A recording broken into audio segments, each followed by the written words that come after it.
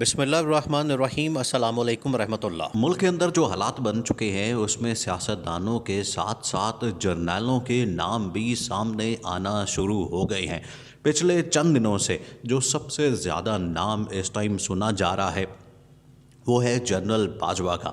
General Bajwa سے متعلق جو عمران خان نے انکشافات کیے، عمران خان نے جو کہانیاں بتائیں، دیکھیں جس وقت عمران خان اسمبلیاں توڑنے کا اعلان کرا تھا اس وقت یہ انکشافات کیے تھے عمران خان نے۔ عمران خان کے ساتھ کون بیٹھا ہوا تھا؟ عمران خان کے ساتھ بیٹھا ہوا تھا چودھری پرویز الہی۔ اور انٹرسٹنگ صورتحال اس وقت پیدا ہوئی جب چودھری پرویز الہی کے بالکل رنگ اڑ گئے جب عمران خان نے جنرل باجوہ سے متعلق وہ انکشافات کیے جو ان کی ذات سے متعلق تھے۔ ملک سے متعلق ابھی انہوں نے انکشافات نہیں کیے کیونکہ عمران خان اس بات کو سمجھتا ہے کہ اگر ملک سے متعلق انکشافات کیے گئے تو یہ ملک کا نقصان ہوگا، ملک کو نقصان ہوگا۔ اس وجہ سے جنرل باجوہ سے متعلق جو انکشافات تھے وہ صرف اور صرف اس حد تک تھے جہاں پر ان کی ذات تھی، لیکن چودھری پرویز الہی ان کے حق میں آگے۔ دیکھیں جنرل باجوہ سے پہلے جنرل فیض حمید کی بھی انٹری ہوتی ہے۔ جنرل فیض حمید تحریک انصاف کے ایک جلسے میں، ایک کارنر میٹنگ میں وہاں پر موجود ہوتے ہیں۔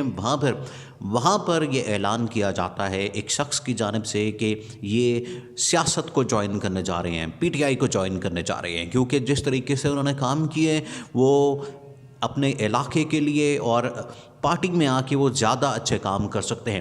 اب حالات دیکھیں کہاں جا رہے ہیں۔ اس ٹائم تمام کے تمام پاکستان کے اندر جو جنرلز ہیں وہ چاہتے ہیں، ان کی یہ خواہش ہے کہ ملک اس ٹائم کرائسس سے نکلے، ملک اس ٹائم حالات جو اس ٹائم پھنسا ہوا ہے وہاں سے نکلے، کیونکہ اس میں جنرل باجوہ ہو، جنرل فیض ہو، جنرل آصف غفور ہو یا جنرل عاصم منیر، جنرل عاصم منیر جو کہ آرمی چیف ہے، سب کی یہی اس ٹائم خواہش ہے کہ پاکستان کو اس مصیبت سے، اس دلدل سے نکالا جائے جس کے اندر اس ٹائم پاکستان پھنس گیا ہے۔ کیونکہ اگر پاکستان اسی طرح سے چلتا رہا، پاکستان اسی سچویشن میں پھنسا رہا تو ناقابل تلافی، جو کہ کبھی بھی اس کا نقصان پورا نہیں ہو سکے گا اگلے 40 سے 50 سال تک، یہ ایسی صورتحال میں پھنس گیا۔ عمران خان نے جو اعلان کیا وہ ہے اسمبلیاں توڑنے کا، اب اس کو واپس کرنے کے لیے ملاقاتیں، اس کو واپس کرنے کے لیے بیک ڈور رابطے، کانٹیکٹس، کالیں بڑی بھرپور طریقے سے ہو رہی ہیں اور ہر طرف سے رابطے، ملاقاتیں، میٹنگز ہو رہی ہیں۔ آصف زرداری کو ٹاسک ملا ہوا ہے، آصف زرداری کو جو ٹاسک ملا ہوا ہے وہ اب آپ نے سمجھنا ہے۔ آصف زرداری کو اصل میں یہ ٹاسک ملا ہوا ہے کہ آپ نے جو پنجاب کی حکومت جو عمران خان نے گرانی ہے، عمران خان نے توڑنی ہے، جو پنجاب کی اسمبلی، اس کو بچانا ہے۔ اس مقصد کے لیے آصف زرداری نکلے ہوئے ہیں اور لاہور کے دورے پر ہیں۔ لاہور کا جو انہوں نے دورہ کیا اس میں شہباز شریف کے ساتھ ملاقات کی، چودھری شجاعت کے ساتھ ملاقات کی، اور دونوں سے جو ملاقاتیں ہوئی ہیں وہ ملاقاتیں اسی مقصد کے لیے ہوئی ہیں کہ پنجاب کو بچایا جائے، پنجاب کو کسی طرح سے کنٹرول کیا جائے۔ یہ نہ ہو کہ پنجاب بالکل ہاتھ سے نکل جائے، اور کے پی تو ہاتھ سے نکلنا ہی نکلنا ہے، کیونکہ کے پی کے اندر اس ٹائم جو میجورٹی ہے وہ عمران خان کی ہے۔ پنجاب کے اندر اس ٹائم جو پارٹی پوزیشن ہے پی ٹی آئی کی، نون لیگ کی، وہ تقریباً سیم ہے۔ تو صرف یہاں پر ضرورت پڑتی ہے اتحادیوں کی، یہاں پر ضرورت پڑتی ہے ایک دو پارٹیوں کی جن کے 8-10 ووٹ ہوتے ہیں۔ اس ٹائم پیپلز پارٹی کے پنجاب کے اندر بھی 8-10 ووٹ ہیں، کاف لیگ کے بھی اتنی ووٹ ہیں، کچھ انڈیپینڈنٹس ہیں، تو اس طرح سے مل ملا کے حکومت بنتی ہے۔ اب اگر پنجاب کے اندر یہ دیکھیں، یہ بڑا اہم معاملہ ہے، پنجاب کے اندر اگر حکومت نکلتی ہے عمران خان کے ہاتھ سے تو یہ کس کے ہاتھ میں جائے گی؟ نون لیگ۔ تو اس کا مطلب ہے کہ نون لیگ نے پنجاب کے اندر بھی بیڑا غرق کر دینا ہے، نون لیگ نے پنجاب کے اندر بھی ستیہ ناش کر دینا۔ اب صرف ان کی کوشش ہے کہ عدم اعتماد لا کے اس پنجاب اسمبلی کو بچایا جائے، کیونکہ اگر اسمبلی ٹوٹ جاتی ہے، ایک دفعہ وہاں سے اسمبلی موو کر گئی، اسمبلی ٹوٹ گئی، اس کے بعد تو واپسی ممکن نہیں، پھر تو آئینی طور پر، قانونی طور پر الیکشن نہیں کروانا پڑے گا اور کوئی آپشن نہیں بچے گا۔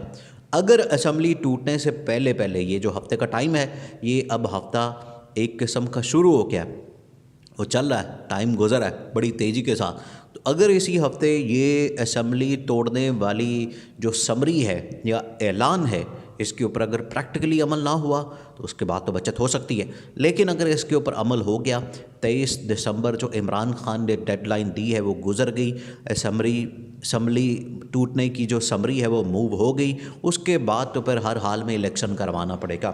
اور پنجاب اسمبلی کے اس ٹائم تقریباً 350 سیٹیں ہیں. 350 سیٹوں کا مطلب پورے پنجاب کے اندر آپ نے الیکشن کروانا ہے.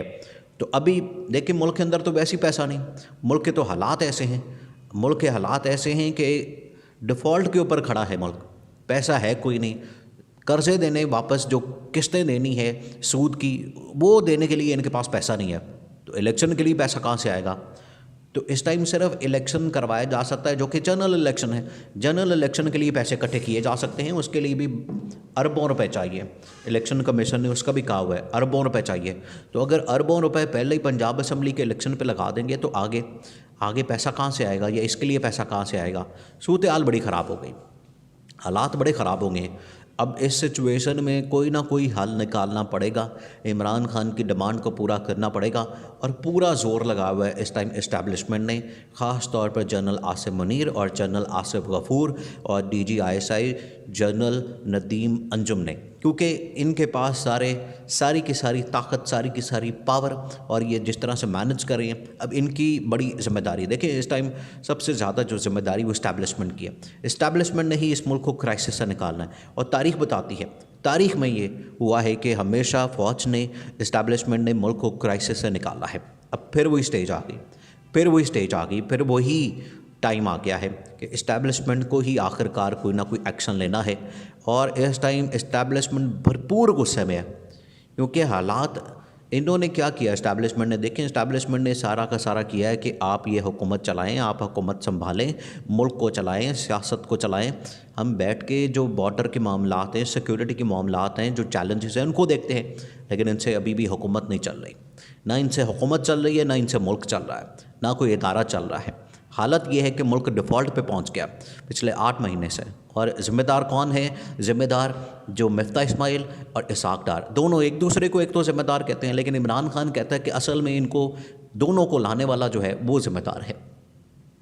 تو ایسی سچویشن جب بن جائے تو ملک کہاں پہنچ جاتا ہے، ملک کہاں پہنچتا ہے، یہ اب آپ کے سامنے ہے. حالت اتنی خراب ہو گئی ہے. اب اس ٹائم جنرل آصف منیر اور جنرل آصف غفور، دیکھیں ابھی امپورٹنٹ ترین جو کانفرنس ہے کور کمانڈرز کی وہ آنے والی ہے. جب وہ آ جانی ہے تو اس کے بعد فیصلے پھر ہو جانے ہیں، حتمی فیصلے ہو جانے، آخری فیصلے ہو جانے. اور وہ جو فیصلے ہیں وہ پھر آخر کار ملک کو کرائسس سے نکالنے والے فیصلے ہونے، کیونکہ ملک اس ٹائم دلدل میں جا رہا ہے. سیکیورٹی چیلنجز بڑھتے جا رہے ہیں، اور اگر اسی طرح سے سیاست ہوتی رہی، اگر اسی طرح سے سیاسی معاملات چلتے رہے تو ملک کو دلدل سے نکالنا ناممکن ہو جانا ہے. اس سے پہلے ملک کے اندر اگر الیکشن کروا دیے جاتے ہیں تو حالات کنٹرول میں آ سکتے ہیں.